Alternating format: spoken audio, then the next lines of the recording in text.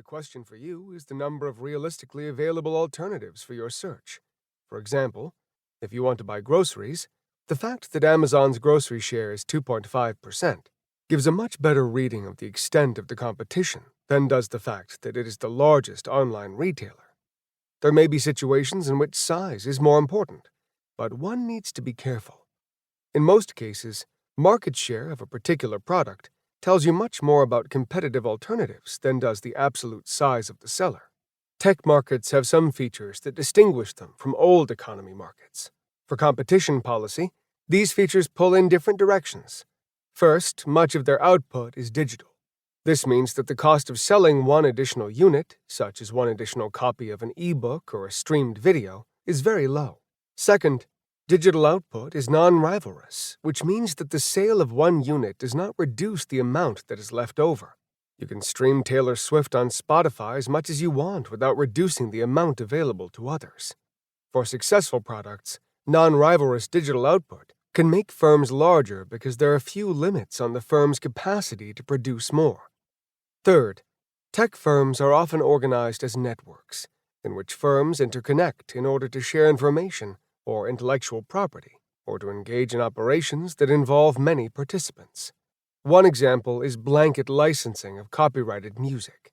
ASCAP, the American Society of Composers, Authors, and Publishers, for example, has some 875,000 owner members who collectively control over 16 million digital musical works.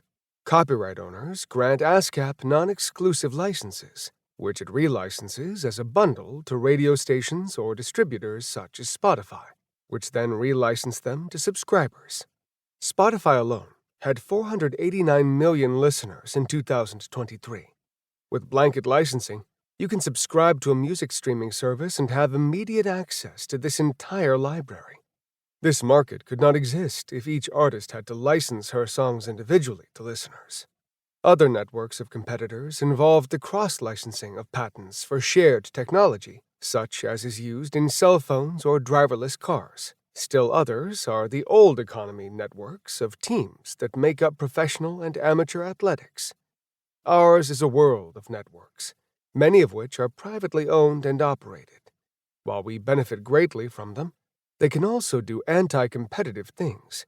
For example, in 2021, the Supreme Court applied Section 1 of the Sherman Antitrust Act against an agreement among NCAA colleges to limit the compensation of student athletes. Network effects can make networks more valuable as the number of participants is larger. For example, a dating site such as Match.com or a ride-hailing site such as Uber becomes more attractive as it grows. As a rider, you want access to as many drivers as possible, and as a driver, you are drawn to sites with more potential riders. Indirect network effects refer to the increased value on one side, e.g., riders, as the number on the other side, drivers, increases. The gold standard in networks is the phone system, where everyone in the system can talk to everyone else. A dominated network is one that is controlled by a single firm, such as Uber or the Apple operating system.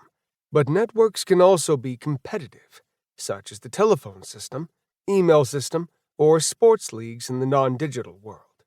These do not have a dominant firm, but rather many members of various sizes. They typically act both as collaborators in the operation of a network and as competitors with one another for your business. For example, when you set up an email account, you have a competitive choice among Gmail, Outlook, Yahoo, and many others. Nevertheless, these firms also collaborate to ensure interoperability. Another feature of networks is that they are often two-sided markets. That means that they often obtain users and revenue from two or more sides. For example, a magazine, whether digital or traditional, gets revenue from both subscribers and advertisers. Too high a subscription price and it will lose readers, and then it will also lose advertisers. But too low a subscription price and it may need to sell excessive amounts of advertising to survive. As a result, it engages in participation balancing to find the right distribution. A ride-sharing app like Uber may have to adjust its fares by the minute, with higher rush hour prices to bring in enough drivers to satisfy the number of riders, and lower prices during off hours.